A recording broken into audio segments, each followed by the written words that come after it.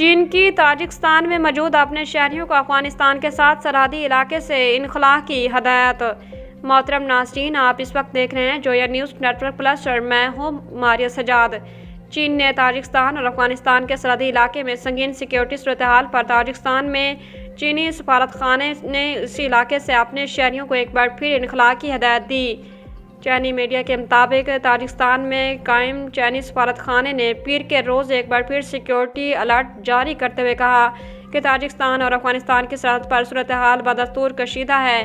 سفارت خانے کے مطابق اتوار کی شام افغانستان کے صوبہ بدخشاں سے 4 مسلح افغان افراد غیر قانونی طور پر تاجکستان کے علاقے خاتلون میں داخل ہوئے، جنہیں تاجک سرحدی فورسز نے ہلاک کر دیا تھا۔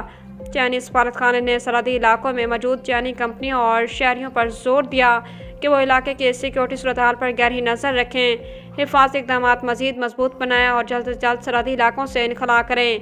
چینی شہریوں کو ہدایت کی گئی ہے کہ وہ تاجکستان اور افغانستان سرحدی علاقے کا سفر کرنے سے گریز کریں۔